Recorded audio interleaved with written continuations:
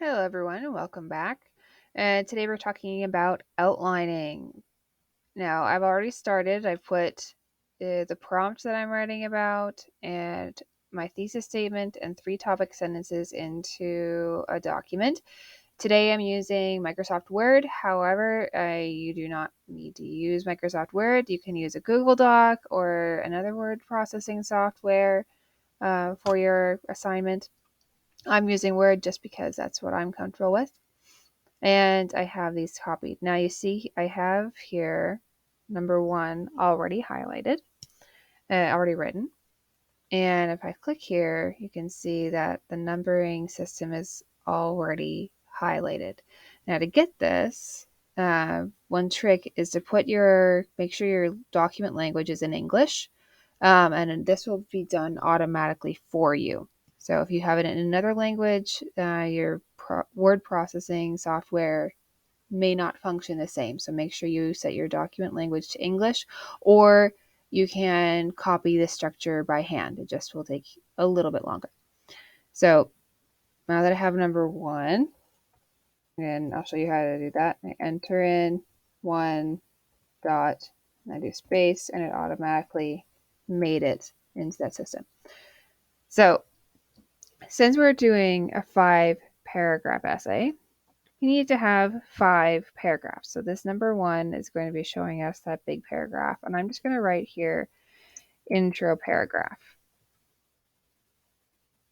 That's my first one. Now, the intro paragraph is going to have some subpoints. But first I'm going to add my main paragraphs. Now, this is going to be body paragraph number 1. So for body paragraph number 1, the first sentence is going to be topic sentence 1. So I'm going to go ahead and copy that in. I'm going to paste it. I'm going to hit enter again. And this is going to be the start of body paragraph 2. So I'm going to copy in topic sentence number 2. And then making topic sentence 3. Copying that in. And then I'm going to have number 5. And that's going to be my conclusion. I'm not going to show you how to make the whole outline today, just a simplified version of it, a shorthand version of it. So now we have our big point categories. Now we need to add subpoints. So I'm going to click at the end here again, click enter. It's going to make another number. Then in Word, I'm going to click tab.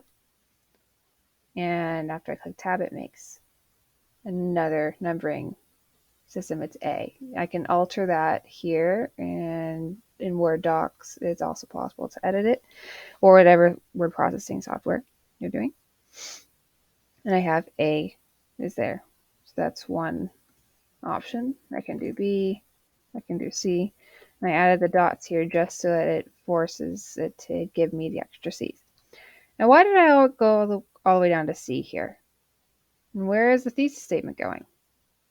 Well, as you remember, unlike the body paragraphs, the thesis statement does not go at the beginning, which is why we wrote intro paragraph at the beginning, just to start off. So I'm going to go ahead and copy the thesis statement in, and that's going to be down here. And that's going to be the last part of that paragraph.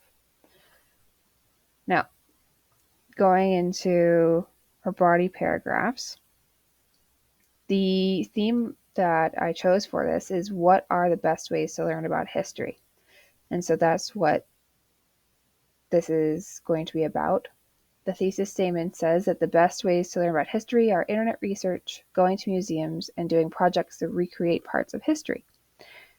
Now, if I look at the first one, it says, when students do research on the internet about history, there is much more information available than what is written in one textbook. So now I'm going to start adding some ideas of things to do to expand on that, right? So I'm going to click enter again and then tab to make that A. Now, what are some ways that people can do research on the internet about history? Well, some people might like to look at YouTube videos, right? A lot of people might like to do that. Now, when you're writing your outlines, in general, when you're writing them for yourself, there are going to be two ways you can do this. You can make it a short line, just plain YouTube videos, or you can write a longer, more complete thought. For example, many students prefer to learn in video format, and so they find YouTube videos easier than reading text. So that's one complete thought, right? Now, you can also, instead of writing out the whole sentence, you can start off and write, okay, what are some extra sub thoughts about YouTube videos, right? So you can write down, okay, it's going to be easier to watch homework, right?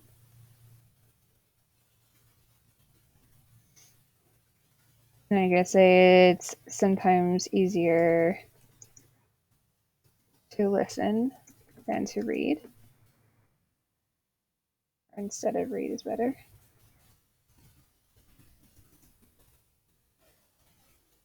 Then you can also say videos and include more action or movement, right? Those are some ideas about this. Now, say I don't have any more ideas about YouTube videos, right? So I can click the backspace. It's gonna, and actually, sorry, I'm gonna click enter. And then I'm gonna add another point. So when I'm talking about, we're gonna come back talking about internet research, right? So we're gonna add some more points to that, right? So maybe another thing I could talk about in body paragraph 1 is more internet research, like there is more variety of opinions and facts available online than in the book, which could be a plus or a minus. So I can also add, however, the risk is that students try to learn false information. So even though you did write your paragraph as if it's a plus, it doesn't prohibit you from saying and pointing out the facts that it is risky. You know, you can get false information, and then be misinformed, right? That misinformation is kind of a big deal, right? So there are pluses and minuses. Now I'm going to give you a little bit more space here to see. This is how one section should look, right? So you need to have your main topic and you need to have at least these subpoints, right? So you need to have these subpoints here included to fully give yourself and to provide enough context, enough information about each of the paragraphs. And then you can repeat that as you're going down the line. You can put out more information about body paragraph 2, body paragraph 3, and then about your conclusion, right? So then if you're in your conclusion, you can also include more information. So anyway, this is how your outline should look. If you have any questions, just post in the forum, and I look forward to reading your submissions.